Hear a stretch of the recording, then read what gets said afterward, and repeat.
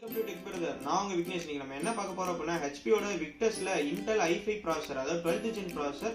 இது வந்து பாத்துட்டீங்கன்னா i5 12450H ப்ராசஸர். இதுல வந்து 512GB SSD வந்து கொடுத்துருக்காங்க. அதே மாதிரி 8GB RAM, அது போக NVIDIAல RTX 3050 கிராஃபிக்ஸ் கார்டோட வருது.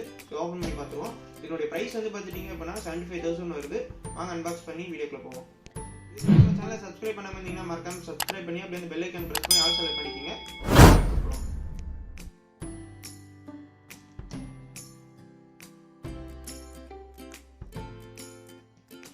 ஆன்லைனில் வந்து ஆர்டர் பண்ணோம்னா ப்ரைஸ் வந்து 77,000 வந்துச்சு.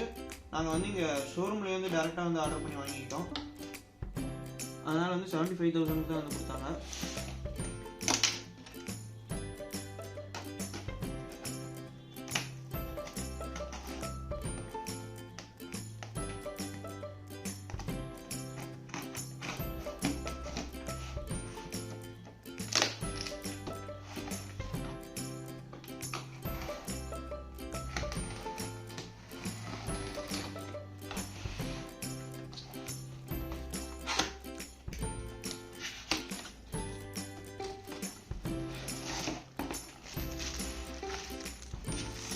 பவர் கார்டு அப்புறம் வந்து பார்த்துட்டிங்க அப்படின்னா எத்தனை வாட்ஸ் பார்ப்போம். 200 வாட்ஸு. சைடில் வச்சுருவா லாஸ்ட்டாக பார்த்துக்கலாம்.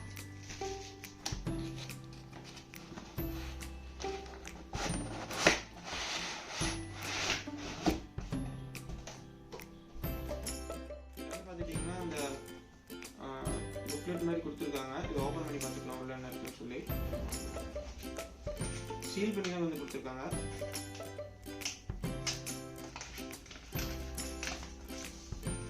உள்ள வந்து மேனுவல் கொடுத்துருக்காங்க. அந்த சைடில் வச்சுருவோம் லாஸ்ட்டாக பார்த்துக்கலாம். லேப்டாப் வந்து ஓப்பன் பண்ணி பார்த்துருவோம். செலக்ட் பண்ணிடுவோம் ஃபஸ்ட் புட்டுக்கு.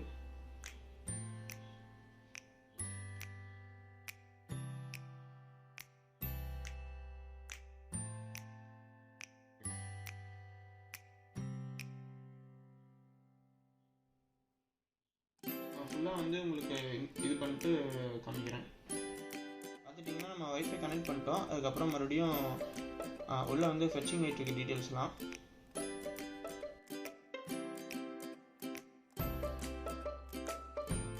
லைசன்ஸ் அக்ரிமெண்ட்லாம் வந்து கொடுத்துருக்காங்க. அதெல்லாம் நம்ம அக்செப்ட் பண்ணிக்கணும்.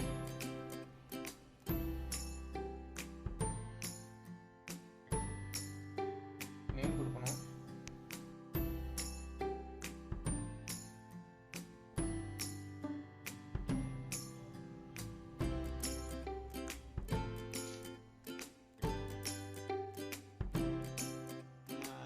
அந்த இதெல்லாம் வந்து செட்டப் ப்ராசஸ்லாம் வந்து பண்ணதுக்கப்புறம் இந்த மாதிரி காமிக்கும். அதாவது ப்ராசஸ் ஆகி பூட் லோடு வந்து ஆன் ஆகும். வெல்கம் ஸ்க்ரீன் வர வரைக்கும் கொஞ்சம் வெயிட் பண்ணணும். வெல்கம் ஸ்க்ரீன் வந்து வந்துருச்சு. இந்த இடத்துல பார்த்தீங்கன்னா தெரியும். அதுக்கு மேலே நம்ம சார்ஜர் வந்து கனெக்ட் பண்ணிக்குவோம். ஏன்னா சார்ஜர் 50% இருக்குது. இது வந்து 200 வாட் சார்ஜரு. நீங்கள் பார்த்தீங்கன்னா போட்டுருக்கோம் 200 வாட்ஸ் போட்டுருக்கோம். சார்ஜர் கனெக்ட் பண்ணிக்குவோம்.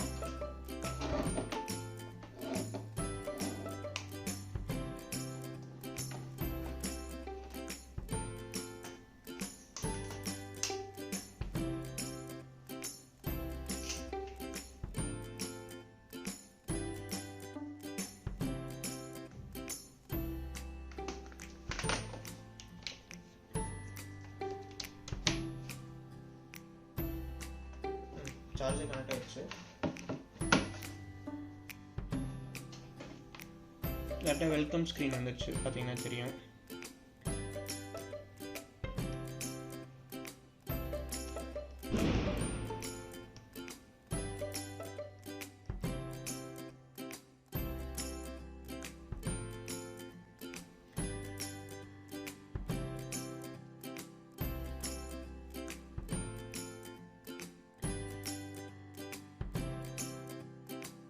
பார்த்துட்டிங்கன்னா நம்ம இன்டெல்னுடைய ப்ராசஸர் தான் இருக்குது. இதில் வந்து கோர்ஸ் வந்து பார்த்திங்கன்னா 8 கோர் இருக்கும். லாஜிக்கல் ப்ராசஸர் வந்து 12 இருக்கும். அதாவது 8 கோர் வந்து 12 த்ரெட் இருக்கும். இதில் வந்து பேசிக் ஸ்பீடு வந்து பார்த்திங்கன்னா 2 GHz இருக்கும். அதாவது இந்த 8 கோருமே வந்து பேஸ் ஸ்பீடு வந்து 2 GHz இருக்கும். அதே மாதிரி ஹையஸ்ட் கிளாக் ஸ்பீடு வந்து பார்த்துட்டிங்க அப்படின்னா 4.4 GHz வரைக்கும் பூஸ்ட் ஆகும். அதே மாதிரி 3050 கிராஃபிக்ஸ் கார்டும் இருக்கும். இன்டெல்னுடைய யூஹெச்டி இன்பில்ட் கிராஃபிக்ஸ் கார்டும் வரும்.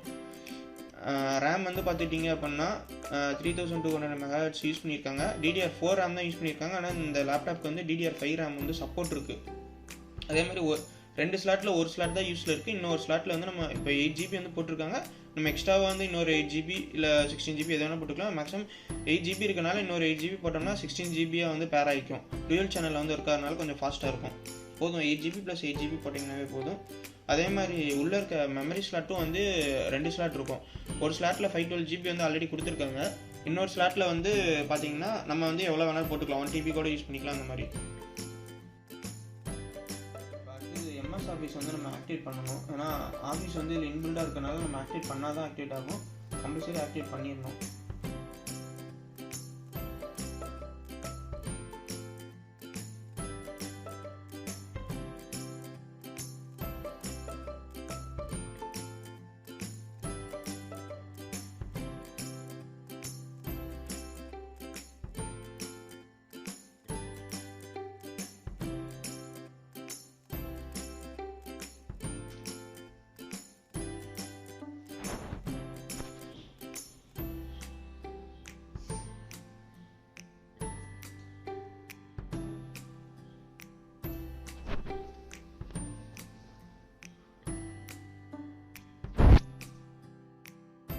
பார்த்திங்கன்னா ஏர் வெண்ட் வந்து இங்கே கொடுத்துருக்காங்க. அதாவது ஏர் இன்டேக் பண்ணுறது. ஏர் அவுட்லெட் வெண்ட் வந்து இந்த சைடு கொடுத்துருக்காங்க. பேக் சைடில் வரும். இப்படி பார்த்தீங்கன்னா தெரியும் சைடில்.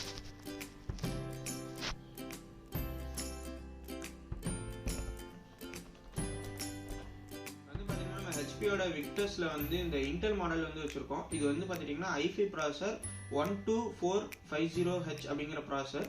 இதில் வந்து 8 கோர் இருக்கும். அதாவது 4 வந்து பவர்ஃபுல்லான பர்ஃபார்மன்ஸ் கோரும், 4 வந்து எஃபிஷியன்சி கோர் இருக்கும். ஹையஸ்ட் பூஸ்ட் கிளாக் வந்து பார்த்துட்டிங்க அப்படின்னா 4.4 GHz வரைக்கும் வந்து போகும். அதே மாதிரி பேஸ் கிளாக் வந்து பார்த்துட்டிங்கன்னா 2 GHz வரைக்கும் வரும். இதே இதில் வந்து நம்ம AMDனுடைய ப்ராசரில் வந்து இருக்கக்கூடிய இன்னொரு HP விக்டஸ் லேப்டாப் வீடியோ வந்து நான் ஆல்ரெடி போட்டிருக்கேன். இது ரெண்டுக்குள்ள கம்பேரிசன் வீடியோவும் சீக்கிரமாக வரும். அதையும் மறக்காமல் பாருங்கள். இந்த AMD ப்ராசருக்கும் இன்டெலுக்குள்ள டிஃப்ரென்ஸ் வந்து அந்த வீடியோவில் வந்து தெளிவாக வந்து சொல்லிடுவேன். இது நம்ம சைடில் வச்சுருவோம். இப்போதைக்கு நம்ம இன்டெல் மட்டும் பார்ப்போம். இதில் வந்து பார்த்துட்டிங்கன்னா டிஸ்பிளே வந்து 144 Hz வந்து ரீஃப்ரெஷ் ரேட் இருக்கனால கேம் விளாடும் போது நம்ம யூஸ் பண்ணும்போது நல்லா அந்த ஸ்மூத்னஸ் இருக்கும். நம்ம மொபைல் எப்படி 120 Hz 144 Hz இருக்க மாதிரி லேப்டாப்புக்கும் 144 Hz இருக்கனால வந்து அந்த ஸ்மூத்னஸ் வந்து ரொம்ப அதிகமாக இருக்கும். அதே மாதிரி பார்த்துட்டிங்க அப்படின்னா இந்த எட்ஜஸ்லாம் வந்து கொஞ்சம் டிஃப்ரென்ஸ்லாம் இருக்குது. அதெல்லாம் வந்து உங்களுக்கு கம்பேரிசன் வீடியோவில் சொல்கிறேன். அப்போ வந்து கொஞ்சம் டீட்டெயில்டாக இருக்கும். அது போக இன்டெல்லில் வந்து உங்களுக்கு சிங்கிள் கோர் பர்ஃபார்மன்ஸ் வந்து கொஞ்சம் பூஸ்ட்டாக இருக்கும். அதனால் கேமிங் பர்ஃபார்மன்ஸ் வந்து கொஞ்சம் நல்லாயிருக்கும். 3050 கிராஃபிக்ஸ் கார்டு இருக்குது. இதனால் வந்து உங்களுக்கு DDR6 ரேம் உள்ள 3050 கிராஃபிக்ஸ் கார்டு இது. ஆனால் வந்து ப்ராசருக்கு யூஸ் பண்ணியிருக்கிற ரேம் வந்து பார்த்துட்டிங்கன்னா DDR4 தான் யூஸ் பண்ணியிருக்காங்க. நம்ம எக்ஸ்ட்ராவாக வேணும்னா ஸ்லாட் கொடுத்துருக்காங்க, இன்க்ரீஸ் பண்ணிக்கலாம். இல்லைன்னா இந்த ரேம் எடுத்துகிட்டு நம்ம DDR5 ரேமும் வந்து யூஸ் பண்ணிக்கலாம் இதே லேப்டாப்புக்கு. ஏன்னா DDR5 சப்போர்ட்டும் இருக்குது இதில். அப்புறம் PCL வெர்ஷன் 4.0 வரைக்கும் சப்போர்ட் இருக்குது இந்த லேப்டாப்பில். அதாவது 75,000 வந்து இந்த லேப்டாப் உண்மையுமே ஒர்த் அப்படின்னு வந்து சொல்லலாம். இன்னும் ஃபியூச்சர் ப்ரூஃபாக இருக்குன்னு ஒரு 5 இயர்ஸ்க்கு வந்து நீங்கள் பிரச்சனை இல்லாமல் யூஸ் பண்ணிக்கலாம் இந்த லேப்டாப்பை. நம்ம சேனல் இது வரைக்கும் சப்ஸ்கிரைப் பண்ணாமல் இருந்தீங்கன்னா மறக்காமல் சப்ஸ்கிரைப் பண்ணி ஆல் செலக்ட் பண்ணிக்கோங்க. பெல் ஐக்கான் பண்ணி. பை.